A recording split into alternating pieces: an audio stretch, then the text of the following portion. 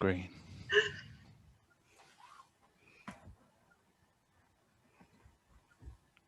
Can someone see that? Yes, I can see it. Right. I'm Matt Lawrence. I'm currently ringing master of the Shropshire Association of Church Bell Ringers, and I'm going through our recovery plan. This is very much in draft at the minute. We've got an association meeting next Sunday to go through it in a bit more detail and finalise it and crack on with it. So it's a bit of an advanced see of some of the proposals in there. Just in terms of geography, we're north of Frank and we're between Birmingham and Wales. We've got roughly just over 50 towers. So we're one association that's not divided into branches or anything. It takes an hour to get from one side of the patch to the other and 45 minutes to an hour to get from north to south. Fairly rural. We've sort of got Telford and Shrewsbury, the big conurbations, but quite spread out, quite rural. We're fairly active. I'd say 2/3 of the towers have got some sort of local ringing. We're fairly well connected. We've got quite a big committee, and committee members are spread out across the patches. So we've generally got a good idea of what's happening with towers, and someone always knows someone. So there's not that many mysteries, I don't think. Well, we haven't found those mysteries out yet, obviously. So what have we been doing in the pandemic to keep going? We've carried on with a virtual calendar of events. So everything that we used to do, we're trying to do online. That's in terms of ringing practices, striking competitions, social events. So we more or less do sort of 3 or 4 events a month to keep everyone connected.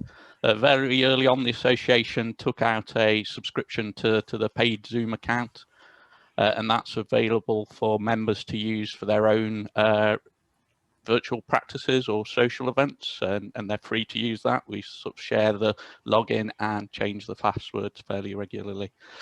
We've done a couple of surveys, one an informal ring round, and one was a online survey. And we've really looked about how we can reuse recovery champions and a network to connect with the grassroots members out there. So just looking at what we've gleaned from our surveys, I think this comes with a little bit of a pinch of salt. Some tower captains are very good at telling us everything's amazing and things are going swimmingly. But if you speak to some of their ringers, it's not quite the situation.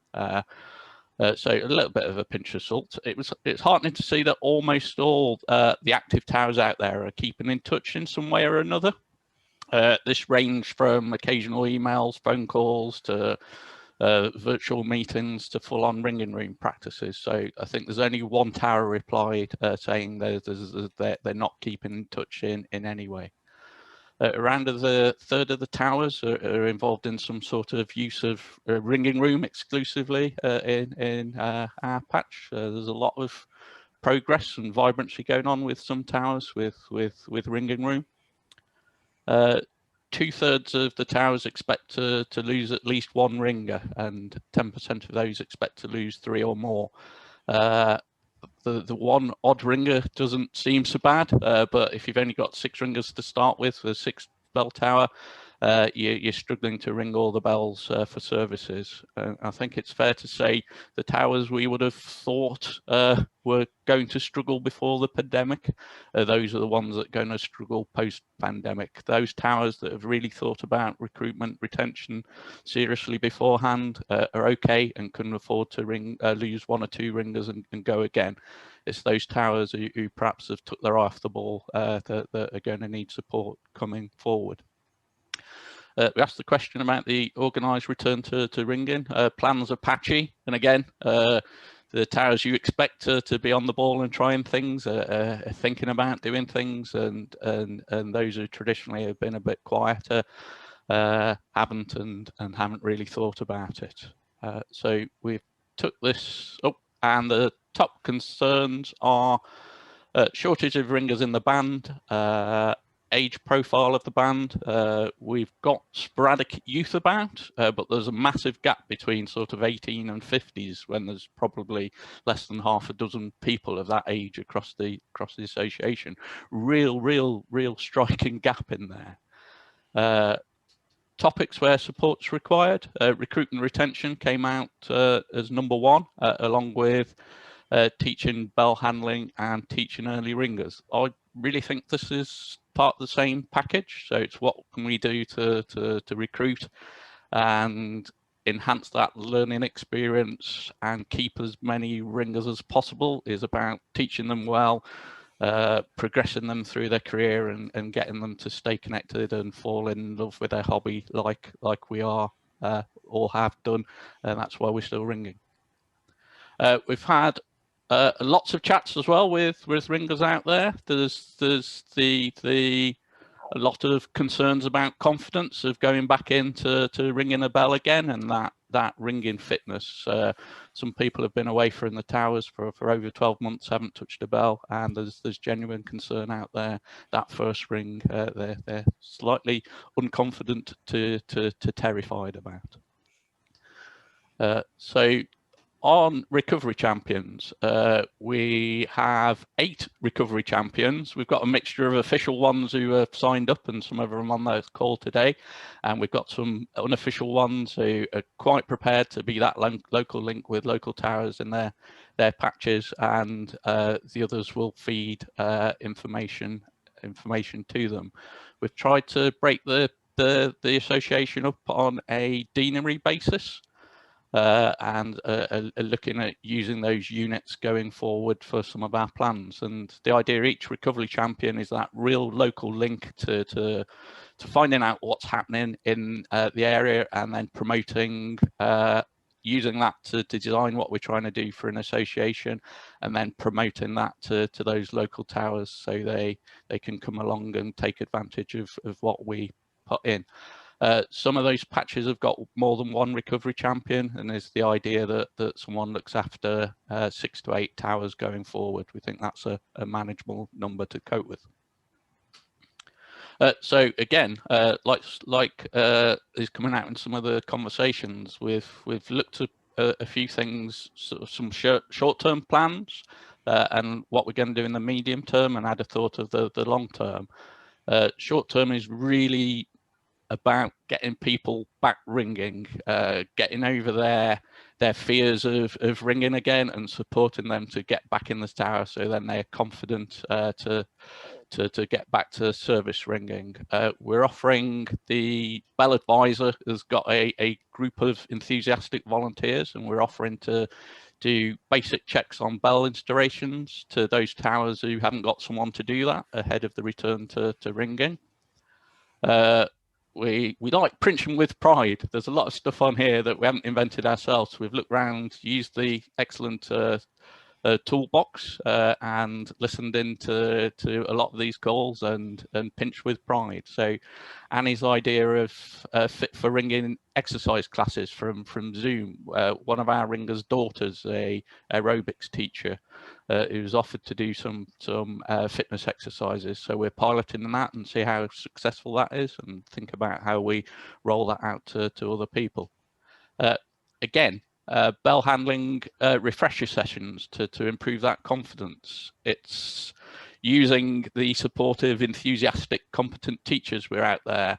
There's a lot of reluctance of some of the less experienced ringers to go to new towers. So we're looking for volunteers to go and support them in a one-to-one session with appropriate social distancing in their home tower, just to stand there to be that support, to get them ringing a bell, then to get their confidence up, so they're not left with a other ringers in the church with congregations staring in if you're on a ground floor ring.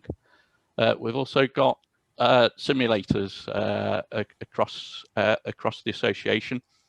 So it's using those. So again, one-to-one sessions for the more confident who want to come along and have a simulator session ahead of the return to ringing. It's having that available and having people to book in. Again, we've got lots of association handbells knocking about, or tower handbells, that fairly not well utilised or used. So it's having a think in the coming months where the weather improves, how we can use that to get towers used to mixing almost that social side. We're not particularly focusing on ringing complicated methods unless people want to do so. Even simple things, getting 6 ringers when the weather rings up to do tunes in someone's garden, to get that connection back with a hobby and get people talking and get people motivating. And we've tried to look, we've tried to sort of match ambition of what we're trying to achieve with what resources we've got to do this. So I think we had an initial long list of all sorts of things we were thinking about that on reflection, it's beyond the number of people we've got to enact this. So we've really pared this down to what we think are the key things we could easily organise to get as many of our ringers prepared for the return. Looking into the medium term, so this is when we can actually get back in the towers and ringing when the guidance allows. Lapse ringers, it's one we've thought about. Many other towers we've thought about. They are that quick win, and it is encouraging towers to phone around those people who they're aware of, they've taught or used to ring, and see what could be done to persuade them back into the tower. Interestingly, I talked to someone in the neighbouring association the other day who was a lapsed ringer, and they met their local ringing master, and it took them 3 years to be persuaded to return back in the tower. He was constantly, come and give it a go, come and give it a go. And he said he wished he would have listened to him first time. So since he's been back ringing, he's got into, he's rung a handbell peal, he's going through the surprise major peals, and yeah, say it is an untapped resource, and it's yeah, how can we get those back into the towers and really start those conversations off and encourage them. Blended events, so it's how do we turn our virtual calendar back into a physical one. We're talking about the first event, maybe a bit of a social when guidance allows, when you're allowed up to 30 people outside, is that the time to arrange something? An outdoor picnic, maybe with the use of handbells. We've got the Lichfield Darciston mobile belfry that's potentially could be used, depending on how things are looking.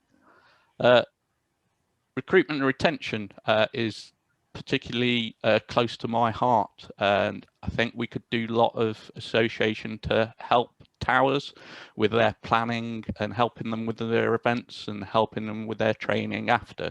So it's getting perhaps at that deanery level, getting towers together to really think about how they use their resources, how they share experiences, to look at how they recruit and what we can do to progress and keep those ringers together. So sort of building on the lights of the work that Frank's doing there. And again, I think it's vitally important that we don't lose that connection of what the bells are there for.